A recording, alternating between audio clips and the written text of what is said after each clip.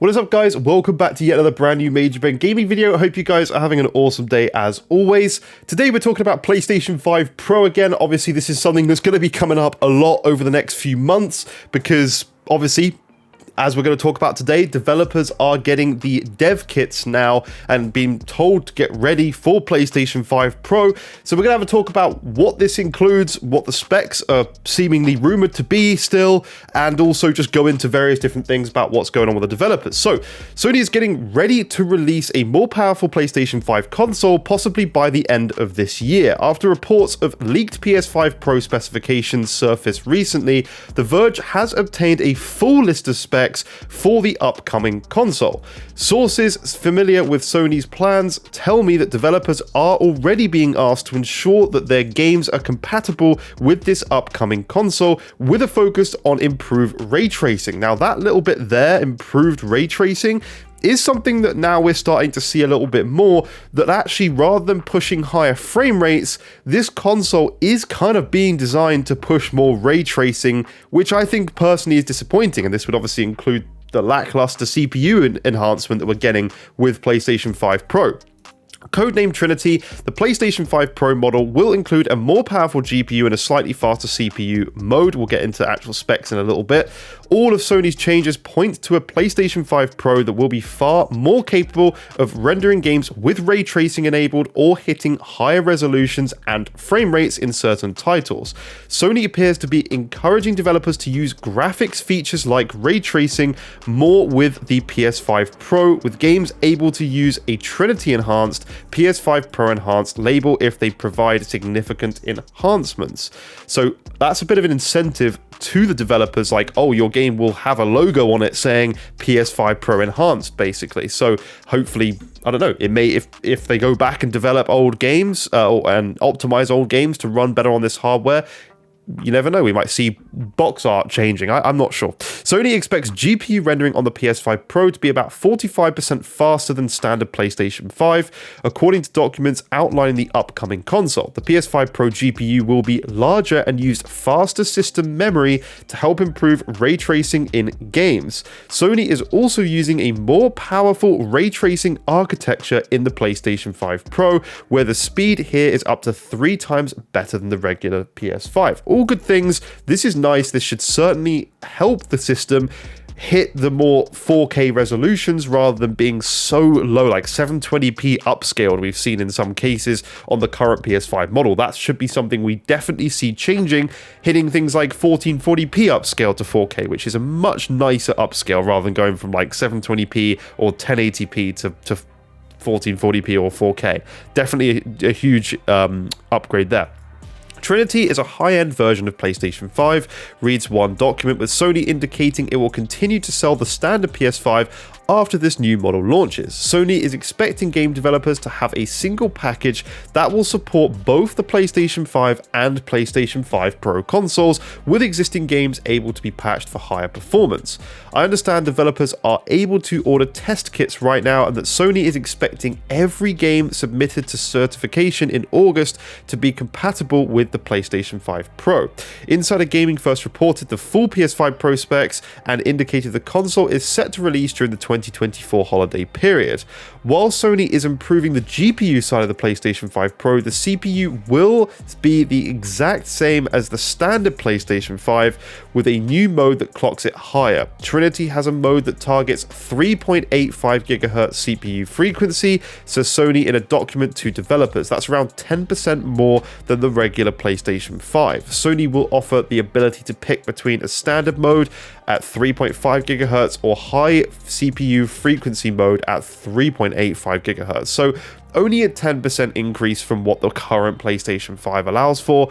That is slightly disappointing because in the end of the day, to hit higher frame rates, the most important thing is the CPU, not the GPU. The GPU is still important, but not as important as the CPU. And this is something where a lot of games that are really struggling to get anything above 30 FPS at 4K, this is not going to do that much to help. Even games like Dragon's Dogma 2, probably I wouldn't say it's going to be a locked 60. I just don't see that happening. I'd be interested to see the tests, but it will be disappointing in terms of only a 10% increase. The standard mode operates just like a regular PlayStation 5, where a certain amount of power is allocated to the CPU. It runs at 3.5 GHz if the power budget allows for it, or lower frequencies if the PS5 is performing power-intensive operations. Sony says these lower frequencies are rare and the unused power on the CPU side is sent to the GPU, so very similar to what they have on the current PlayStation 5 normal model, I guess. In this new high CPU frequency mode for the PlayStation 5 Pro, more power is allocated to the CPU, which means slightly less to the GPU. The GPU is downclocked by around 1.5% in this mode, which results in roughly 1% lower performance according to Sony. Very similar. Variable clock speed on both CPU and GPU. They can give more to the CPU if they want, they can give more to the GPU if they want. It's up to the developers depending what the game actually requires. This clearly works well because it's been outperforming Series X in some cases, which is a more powerful system, which has a solid clock speed. So it's always been very interesting that. The PS5 Pro will also have some changes to the memory for developers. The standard PS5 memory runs at 448 gigabytes per second, but Sony is bumping this up by 28% to 576 gigabytes per second on the PlayStation 5 Pro.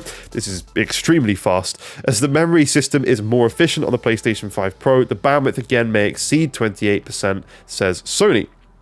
Developers will also get more access to overall system memory. Games can use an additional 1.2 gigabytes of system memory on the PlayStation 5 Pro, so that's 13.7 gigabytes overall compared to the 12.5 allocated to games on the base PlayStation 5. So more RAM and faster RAM, which is good news. All nice things.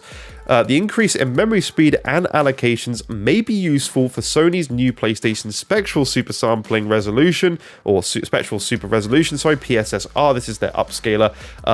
This is essentially Sony's upscaling answer to NVIDIA DLSS or AMD FSR to improve frame rates and image quality on PlayStation. Sony has built a custom architecture for machine learning on PlayStation 5 Pro, which supports 300 TOPS of 8-bit computation. Now, my hope, ignoring all the technical stuff, is that this PSSR needs to be as good as DLSS and needs to be definitely better than FSR, because FSR is just not great, to be honest. Across the board, it's not good, especially FSR 2. FSR 3 is better, but again, FSR 3 frame generation is nothing like as good as what DLSS frame generation is. DLSS is miles ahead of FSR. So I hope that PlayStation's own PSSR is a significant improvement over FSR, because otherwise they've wasted their time developing it, because they already have FSR technology in the PlayStation. So I assume from what Sony are good at, they would have done this properly. PSSR is going to be a huge help, and that's always my caveat when I say certain games might not still hit 60 FPS like Dragon's Dogma.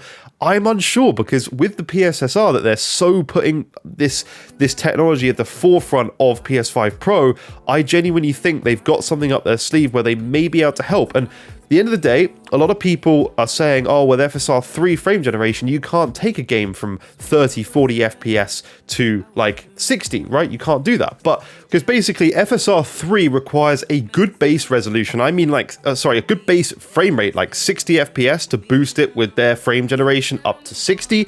Up to 120, sorry, but NVIDIA frame generation can actually go from 40 FPS, 45 FPS, and then boost it up to stuff like 80, 90, 120. So NVIDIA's solution is much better and can take a lower base rate FPS and use frame generation to get higher FPS. So hopefully PSSR is going to do the same, rather than the AMD method where a lot of games on PlayStation 5 like Dragon's Dogma 2 can hover around that 40 to 60 FPS range. Hopefully PSSR with the 10% CPU boost could boost the game to 60 FPS or above that, and have a variable FPS if you've got something like VRR on your TV.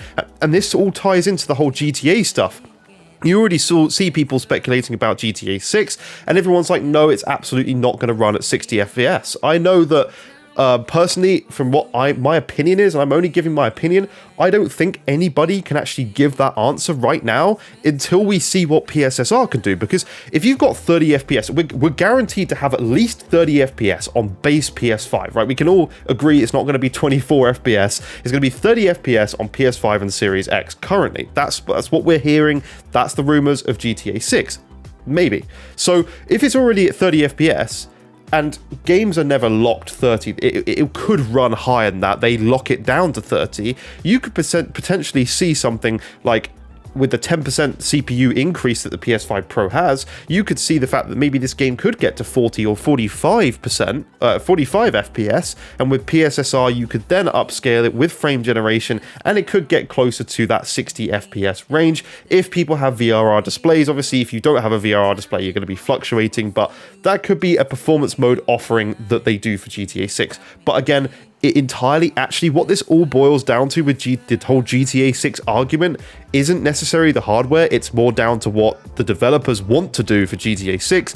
And various games like Red Dead, they've always been very set on, they don't want anything fluctuating. They want a locked experience on console, and they lock it to 30 FPS. So I'd say for GTA 6, it's more down to the software and just the system than the hardware of PlayStation 5 Pro. It probably could do 60 FPS if optimized for correctly, but they don't want to see any fluctuations. The developers are fantastic at Rockstar, and we just have to see what they want to do. Anyway, this new architecture supports Sony custom PSSR upscaling solution, which is designed to replace a game's existing temporal anti-aliasing or upsampling implementation. Sony notes that inputs are quite similar to DLSS or FSR, and that full HDR support is included. This support requires around 250 megabytes of memory, which is why the memory allocations on PS5 Pro should help here. Sony says that there is around 2 milliseconds of latency involved in upscaling a 1080p image to 4K, and the company is working to support resolutions up to 8K. Excuse me, I was going to sneeze, didn't come out fully. So again, the whole 8K thing is a little bit frustrating because we've already got 8K written on the box for PlayStation 5, and that just never worked out, and it was ridiculous that they did that in the first place. But they're obviously focusing on 8K 30 as well. I mean, if they're talking about upscaling from 4K to 8K, it's obviously something that could be done. Again, maybe we don't get 60 FPS for GTA 6, but we get 8K upscaled, right? If developers are able to get their games ready in time, I fully expect to see PS5 Pro launch this holiday season. Sony appears to be following the same playbook as PlayStation 4 with a slim PS5 model and then a Pro edition. I'm expecting to see an enhanced library of existing games for the PlayStation 5 Pro launch and new first-party games arriving over time with improved ray tracing support for this new console. And that's kind of the main thing, right? Do we have the games to showcase this thing? Sony's already said they've got no major first-party games this year. So if they're launching holiday this year, then we're not going to see any big titles launch with it. I reckon there'll be an Astro game, like an Astro Bot game, like there was with the base PlayStation 5. But I don't see them having anything major coming out around that time. Yes, going into 2025 or in 2025, they're going to have lots of new games. We hope, because it's been very dry. But you know, at the end of the day, this is. I don't see this as negative news, a PlayStation 5 Pro coming out, and again, this is my opinion, you don't have to agree with me, we're all allowed our own opinion. I see this as a console for people who want to spend a little bit more money, sell their current console for £200 in the UK, for example, and then spend another £300 and then get a Pro model. So, you know, I don't see that as a bad thing. People like always bring in the argument, oh, we'll just buy a PC. Well, no, because it's a ridiculous example, because a PC is going to cost way more than just selling your current PS5 and paying $300-400 for a PS5 Pro. That's not a realistic thing to compare. So I think for the hardcore console fanboys who want a better experience that offers higher frame rates, better ray tracing, better resolutions, this is not a bad thing to happen. Yes, people always then go into the argument of, oh, it's going to be one of those things where it's not going to sell. It's only 10 to 20% of PlayStation 5 owners are going to buy it. Who cares? That doesn't matter. It doesn't matter who buys it. The point is that people have an option to purchase a more pro console, and I think that's good. I'm gonna buy one day one. I'm excited. I'll do some testing on the channel, and yeah, and PC players, if you've got a 4080, 4090, this isn't going to come close to touching that. You're safe. For those people who feel worried about it, this is going to be a very good option for console players to get higher resolutions, higher frame rates, but it's not going to compete with a 4080, 4090. It's just not realistic, especially with the CPUs you have along with your 4090 and 4080. Those CPUs should be extremely good at already pushing 60 FPS in games and then using frame generation to get to 120 in basically most games with a 4090 at least. That's from my experience. But that's it for this video. Thank you for watching. Leave a like, subscribe if you're new to the channel, and I'll see you in future videos. Bye bye for now.